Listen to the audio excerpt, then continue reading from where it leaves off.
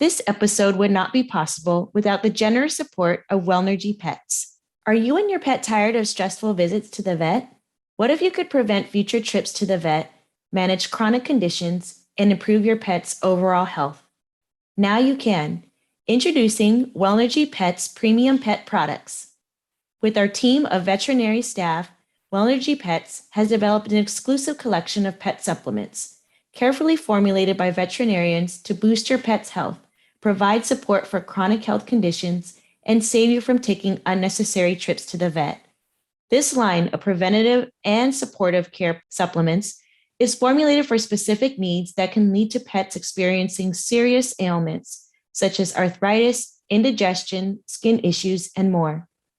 The goal is to prevent them from suffering so they can lead healthier, happier, and longer lives. Safe and effective, you won't find a wide range of high-quality products like this anywhere else. Plus, they taste good to your pet, so you know they'll take the supplements they need. Improve the life of your pet for years to come. Visit wellnergypets.com to learn more.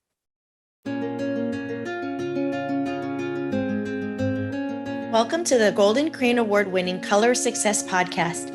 I'm your host, Dr. Stephanie J. Wong. I am so excited about today's guest. It is Martha Millan. She is an Australian-Filipino actress and stars in the main cast as Fiona Da La Rosa in Fox's drama series, The Cleaning Lady. From executive producers Miranda Kwok, Melissa Carter, Michael Offer, and Shay Mitchell, it is based on the 2017 Argentinian show La Chica Que Limpia, The Cleaning Lady. It is a thrilling and emotional-driven character drama about a whip-smart Cambodian doctor who comes to the U.S. for a medical treatment to save her ailing son. However, when the system fails and pushes her into hiding, she refuses to be beaten down and marginalized. Instead, she becomes a cleaning lady for organized crime, using her cunning and intelligence to forge her own path in the criminal world. The new Fox drama series is the first ever American TV show focusing on Filipinos. Fiona Da La Rosa is the Filipina sister-in-law and fellow cleaning lady of Tony, who is undocumented in the U.S. while raising her children as a single parent. Fiona struggles dealing with the hardships of being undocumented while helping Tony in her journey to save her ailing son. Both women show true resilience as we follow them in their plight to give their children the best they can under extraordinary circumstances. Born in the Philippines, Martha moved to Australia at 4 years old and grew up in Sydney, Australia. Martha discovered her love for acting when she decided to take acting as an elective and performed in her first play in high school as Gwendolyn in Oscar Wilde's The Importance of Being Earnest. Her star has risen ever since and is best known for her work in The OA, Succession, Entourage, Madam Secretary, Strong Medicine, The Third Watch. All three primary shows of the Law & Order franchise, The Great New Wonderful, Maggie Gyllenhaal, Jim Parsons, and Will Arnett, and the recently released indie film The Drummer, in which she starred alongside Donald Glover. She is also an acting teacher for children around the world. Martha is an advocate for diversity and is proud to be starring on a series portraying Filipinos. I am so happy to have Martha Millan on the show. You can't even imagine how excited, because she is a badass woman in The Cleaning Lady, and I'm so happy for her to be here. Martha, thank you so much. Welcome. Wow, that was such a wonderful introduction. Thank you. Well, I'm just so stoked to jump into this and, tell me more about The Cleaning Lady and the role and how things have been going. It's just been incredible. The reception obviously has just been so positive in every way. When I first got back to New York, I was actually flying over when the premiere was happening. And, as I've mentioned in other interviews, I couldn't watch it while it was on, but I did see the Twitter feed, and there was just so much applause and recognition for the representation that it had on the show and just all the elements of entertainment. But you could feel there was something very different about it with obviously, our characters being undocumented and all those very relevant topical issues that were kind of starting to, they were highlighted right in the first episode. So it's been incredible. I mean, the reception is just, I mean, very consistent. You never know how things are going to go. And especially with such a unique show as this and extremely groundbreaking, it's always a risk for networks, etc. But I think, it's a testament to their choice to actually go for it. And it's, I mean, I don't want to jump the gun, but it just seems like just the reception and obviously the ratings and the consistency of it just says a lot about what people are really craving for and or at least curious about. Well, I think the representation is amazing, and you speak Tagalog to the actor in La Bamba. Okay, this is like blast from the past for me because my mom and I used to watch that movie all the time, and then you're like, wow, he's not nice in the show. Oh my God, you and me both, because I didn't even know that he was going to be on there, I think, until like maybe the third episode, and we got the script and I was like, who's playing it? And then I saw it on the call sheet and I'm like, oh my God, it's La Bamba. And it's the same for me too. It was that, I mean, I was starstruck really because that was our first movie that my whole family saw in the theater.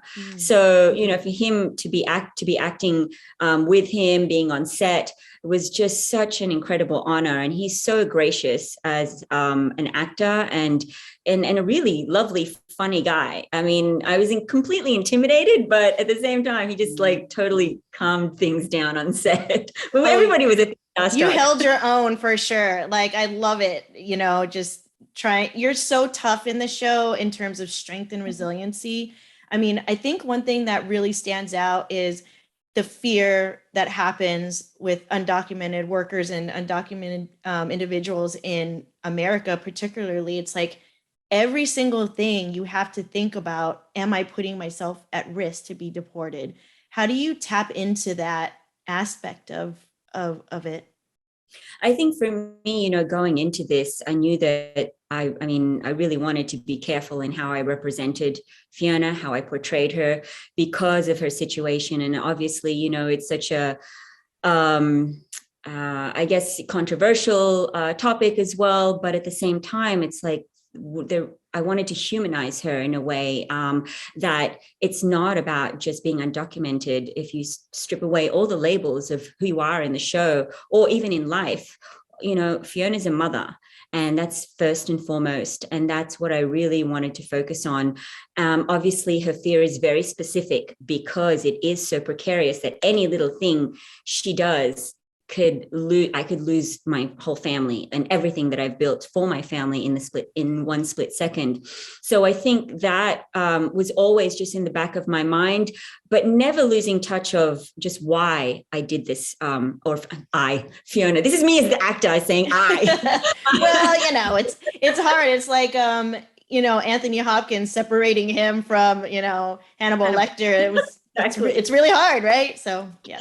Exactly. No, I just really wanted to base Fiona's choices and reasons and not necessarily justify, her actions, but just why she did them. And obviously they were all just for the betterment of her family, giving better opportunities, which is the main reason for immigration. I mean, I always go back to, my parents and the memories I've had and the transitions that they went through, the extreme challenges they faced.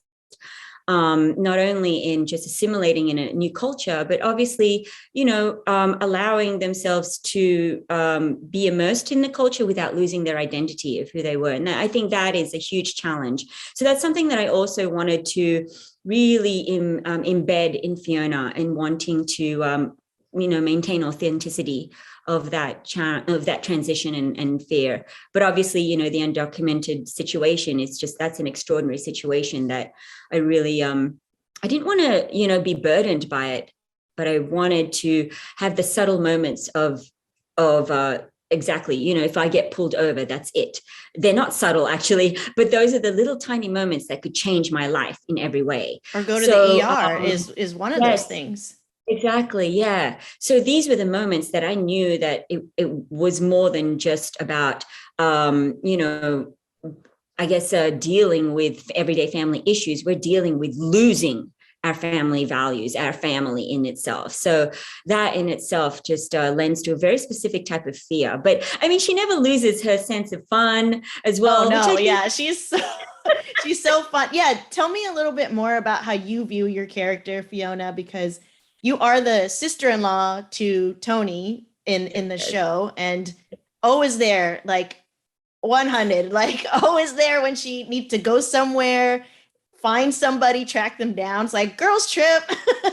I know. I'm like, I mean, but I think that's the essence of, relationships with and our sisterhood between, Tony and Fiona. I think just showing the loyalty and support amongst families it's something that is it's grounded in our dynamic of characters. That's where I think the show is really all about. It's about family. Yes, there are definitely extraordinary circumstances that we're all facing, but again, it just goes back to the families. But I mean, for me, I'm the antithesis to Tony. Tony is very she's very well together. She's a doctor, obviously, even status wise, she's definitely elevated, and Fiona is struggling to just find who she is. But it's the consequences of her actions that she's trying to rectify, and so you follow her journey of empowerment through that.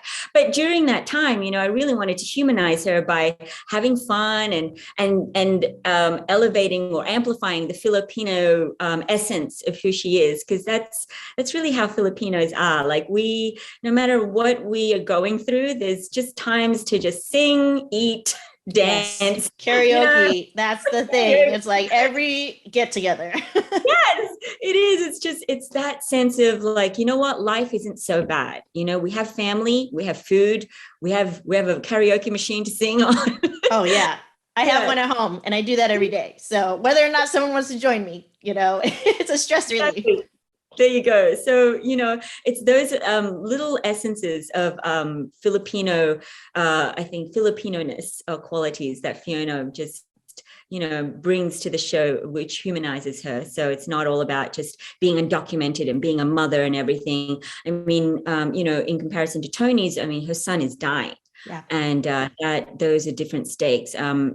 Although both of us are dealing with very high stakes, but it's at the level of how we respond to them are also very different. Yeah, the life or death piece is woven throughout the show, especially with ironically, because Tony works with the mob, there's death all the time, but just like, trying to save her son, coming from the Philippines and also being married and being separated. So there's just so many layers to the show, which I love. Now, when you were born in the Philippines and then came to Australia, how was that whole process? Yeah. So my family migrated I was like 4 years old or something like that. And I still remember to this day, like, just the challenges that they faced in terms of assimilating. Even though I was 4 years old, I understood that my parents were dealing with judgments, dealing with just very, difficult challenges that you don't, a child would not normally kind of understand, but for some reason that's still embedded in me, and that's why I'm so grateful to them to this day. But yeah, no, for me, growing up in Australia was also another layer of challenges, because at that time in the 80s, they were in need of a population, so they incentivized professionals at that time to come over there. But growing up in Australia wasn't easy. We were the only Asians in our suburb. You're the only Asian walking on the bus and everything, and trying not to feel that judgment was very interesting to overcome. And I think it's a testament to my parents of how they dealt with their discrimination and challenges of racism, etc. It was always through grace and how to just know how to carry yourself. And that was something that was, very difficult for me to understand, because there were times that I didn't understand why they didn't speak up or they didn't challenge things. But in all essence, it's about picking your battles, and it's all about just getting through the day, I think, for your family. So do you still live in Australia, like as your main residence, or are you over in LA or where? No. I'm in New York. So New York is like a melting pot of culture. So hence. Very fast paced. Well, that was the thing. It was the first city that I ever felt stepping foot in. It's like just arriving and nobody really looking at you in a way that is judged by who you like in terms of your culture, etc. Because everybody was different. So that wasn't, your uniqueness was completely embraced and irrelevant at the same time, because everybody was so unique in that. So it was just such a breath of fresh air at that time when I arrived, I had blonde hair and it was like a short pixie cut too. So yes. You fit right into the culture there. Exactly. So, New York really just gave me the courage to just really embrace who I was as a Filipino, how different I was. And in terms of just facing the challenges, whereas growing up, you didn't want to be different. Obviously, as an adolescent, those are the things that you contend with, but it's harder when you are very different from people. And, Absolutely. you're not allowed to recognize that because it's something unfamiliar and very very scary for people, But now I went home and it's so different now, and then one of the reasons why I stayed in New York was there were no opportunities for me in Australia at that time, any possibility of working there, because obviously there was a certain, marketing in terms of just what an Australian was. And even like if I were going to Australian auditions, it would be like, oh no, that's not. I'm like, yeah, but you do know that we're close to Asia, so there are a lot of Asians in it. Yeah.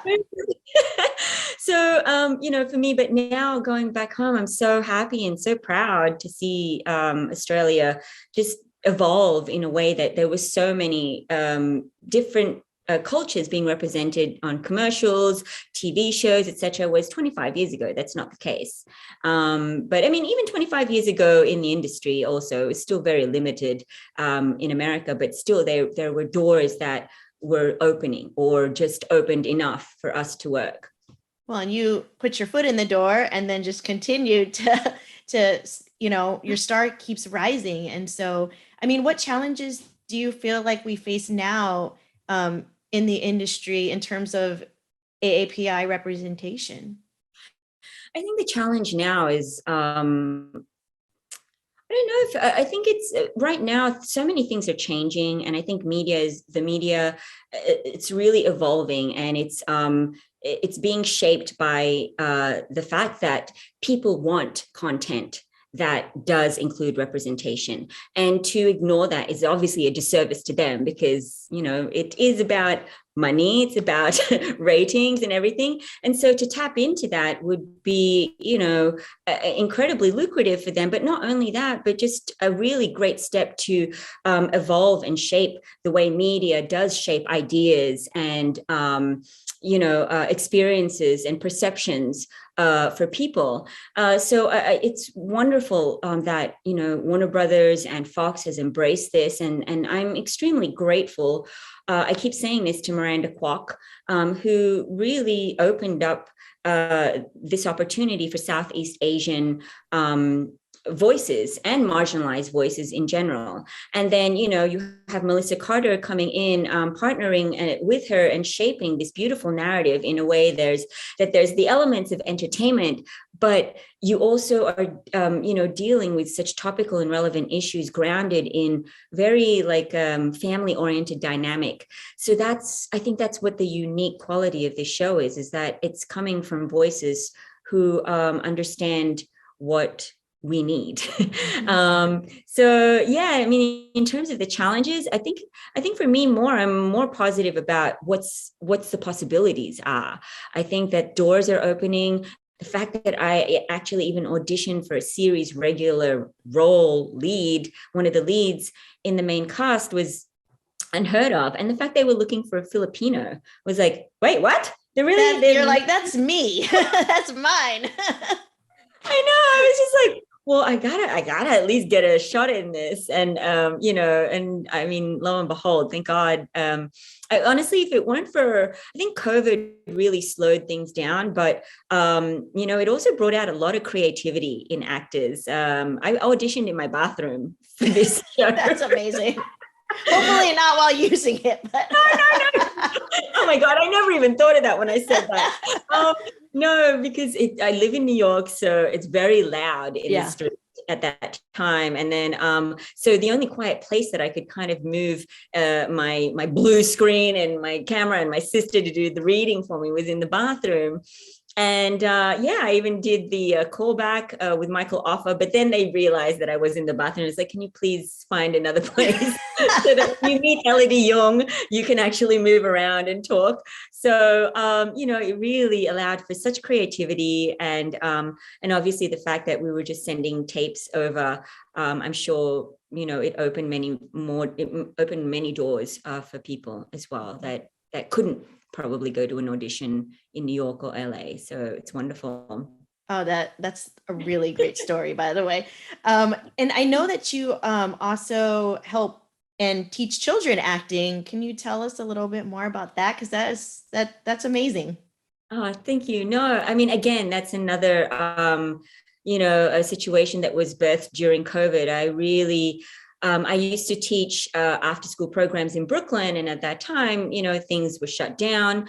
And I decided just to do online classes and teach them online and develop this program. But it wasn't about, creating child actors or anything. It was more about just building confidence in children and finding their voice throughout this pandemic and what they're dealing with, but just an outlet for them. But I mean, for me, it was even more rewarding just to see the progression of all these children that would just do this 3-week program, who would come in as like, they were all wallflowers, or some were very like committed and enthusiastic, but just the level of commitment and truth. I mean, they're unfiltered. Oh yeah. I have two kids. So yes, you gotta like help them filter a little bit sometimes. So yeah, for me, it was even more rewarding just to see the confidence in the choices that they made. And I think it's such a great skill to have when you are young, to be able to express yourself so that it helps you throughout your life, during interviews, schools, presentations, etc. So that, in a sense, it was more of an education for me watching them. I was like, oh my goodness, I gotta brush up on my basics.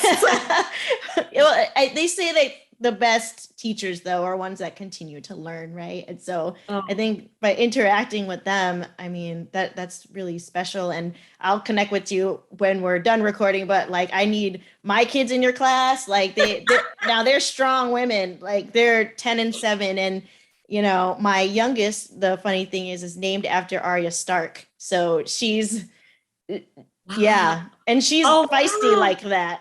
Yes. So no, it's wonderful. No, it's good just to kind of like, channel their energies, or at least their way of expressing themselves that is in, it's expressed, it's not bottled up, and then they can step out of who they are as well too. So I think that's something of always an advantage I've found. Yeah, they're experimenting with stop motion now and making their own like 1-minute clips and things like that. It's pretty cool. These are things that I need to learn. It's like yeah, I'm like, this is cool. So my husband is very like matter of fact. And so he's like, you need to write a script before like you tell me what we're doing. And my daughter's like writing down 2 pages, and he's like, no one wants to watch like an hour thing. You have to cut it into 20 seconds or something. It's incredible. But that's what I love about children. They're fearless. They'll be like, oh yeah, that's what you want? All right, I got it. No worries. Absolutely. It's something that I think adults need to be reminded of all the time. Just don't question it. Just do it. It's great. It's refreshing. So, being on The Cleaning Lady, I mean, obviously this character will have a special place in your heart, but what is your favorite role that you've played outside of The Cleaning Lady, and why? Let's see. I have 2 actually. There's the OA and then Third Watch. And I think this goes way back. I don't even know if anybody recalls Third Watch. I mean, I shouldn't say that, but I'm sure they did. like not knocking the show or anything, but it was many years ago. But the OA for me was a really great chance and opportunity to just explore a different side of Filipino in me, and obviously, you know, with such a unique storyline. I mean, I didn't even know what the story was until I watched the show. So that's how secret. Wow. I was like, wait, I know that I'm a drunk and angry mother, but I didn't realize it had to do with like near-death experiences. And and you know, playing that character was a great challenge, because that's not who I am. I loved just exploring the real anger in her, and resentful regrets that she had in her life. So that was great. And then there's Third Watch, where I played Tia Tejada's sister. I played Latino in that, actually. It wasn't Filipino. And I played, at that time, I was a meth addict. So it was an arc. I think it was like a 3-episode arc, but it was extremely challenging, where, you know, I was physically just embedded in makeup that was meth, that was a meth addict. But I think emotionally for me, it was the first experience to explore that in front of a camera, and how to maintain that as an actor, and how to maintain true to that without it being such a stereotypical character. Again, you know, it had to do with relationship of family between my sister and I, where she was the policewoman, and obviously I was her drug addicted sister. So that was an amazing arc to explore physically and emotionally as an actor. It was just incredible, and there were so many elements, that dealing with cold weather, dealing with my makeup, dealing with just the constant physicality of being a meth addict. A meth addict. Yeah, because you have to look like you're tweaking, basically. Basically the whole time. And I mean, I remember coming home to my boyfriend at that time, and he would just be like, oh my God, you just came home from, I said, this is work. And he would not. Trust me, I didn't do anything on the way home. He would just wake up, and he was in finance at that time, and I was, you know, coming home from the set, and it would just be like, what do you guys actually do on that show? I think those two were one of my memorable, I think, characters that I really cherished to experience. Yeah, I didn't tell you, but my specialty in postdoc was substance abuse treatment. So it's, wow. Yeah, so I've seen many people coming off of meth, or they have that history, and yeah, it's a very challenging place to be. And I think for me anyways, there's those underlying issues as to why, you know, people use drugs or alcohol. And it sounds like you really were thoughtful about that, because there's so many, it's the thing about addiction too, is that it does not discriminate, right? It's like, everyone, no matter what socioeconomic status, ethnicity, there are people who are using, and many times to escape feeling pain. Exactly. No, I mean, during the Third Watch experience, I, you know, there were experiences in my family, you know, that went through that, and it was heartbreaking for me to see that. So just that kind of a tangible memory was enough for me to trigger the pain of just watching my, you know, the on-character sister watch her sister go through it. And it's just such a destructive situation for families in all ways, in all elements. So Absolutely. all levels. English, sorry. Oh, no. Yeah.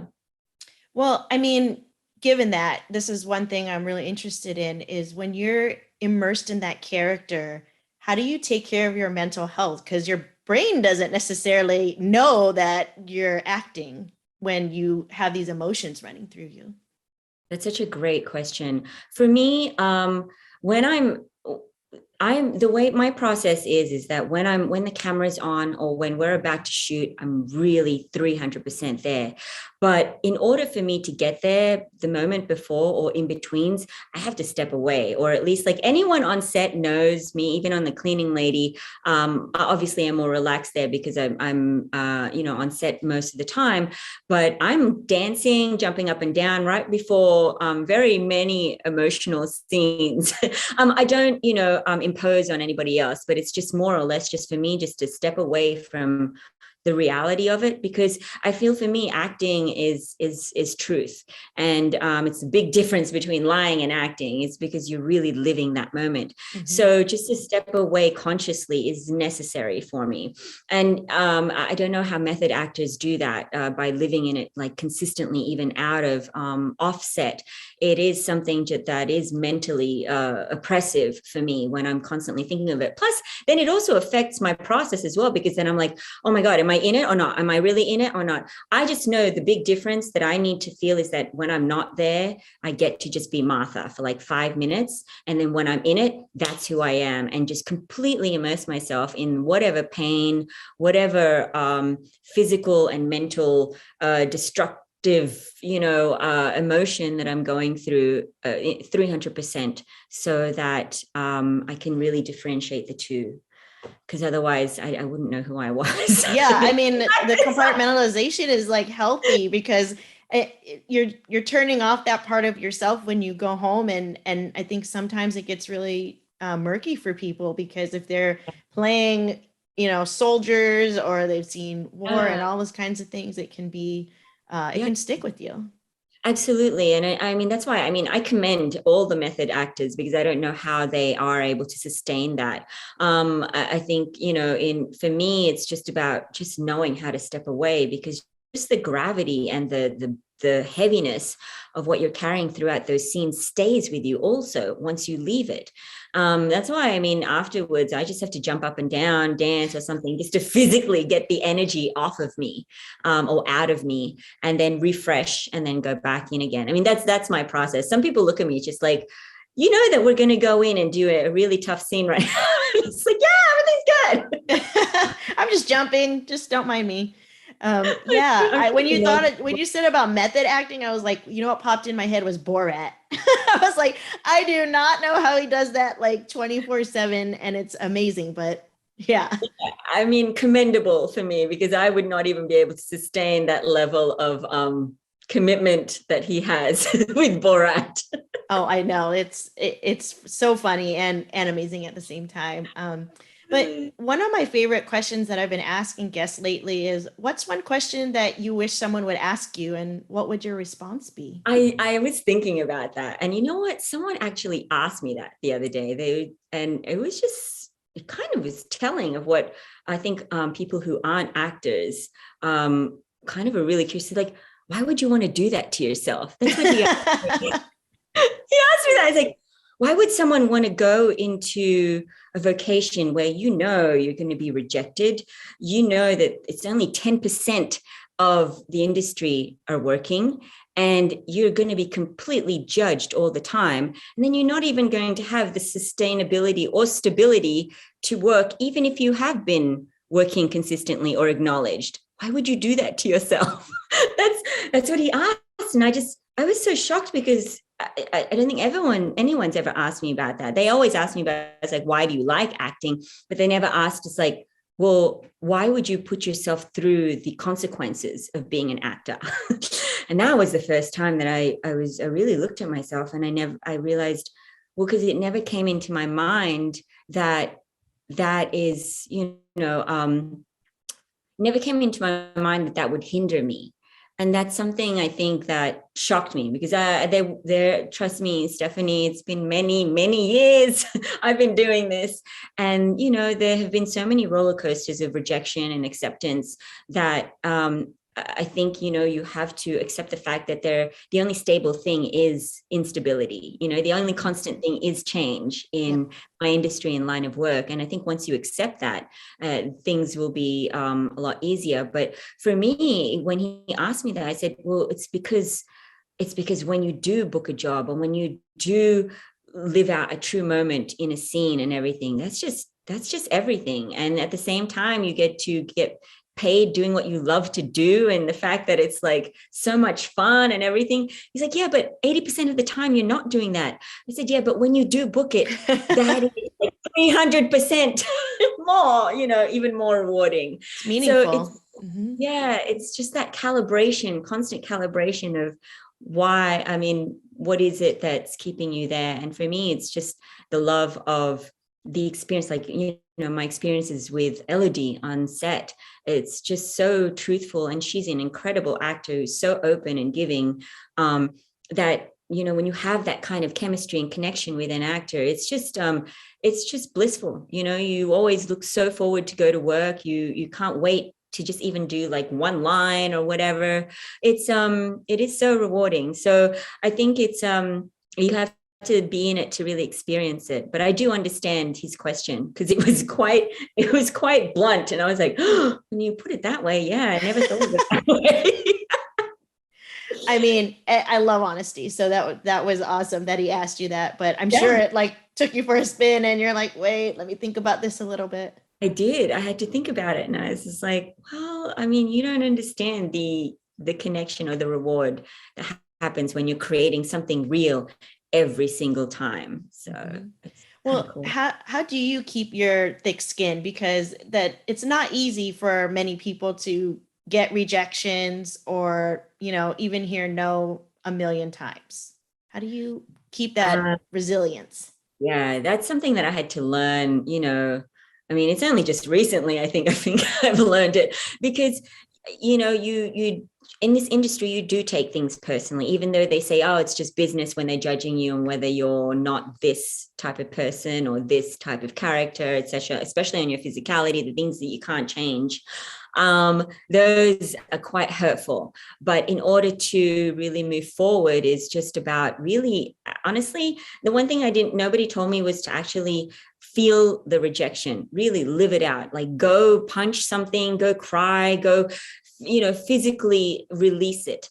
Because that's one thing that I was just constantly in denial. I was just like, oh, it's fine. It's not a big deal. It's no big deal. But no, you bring that energy with you to the next audition, and they sense that sense of resentment or rejection or whatever.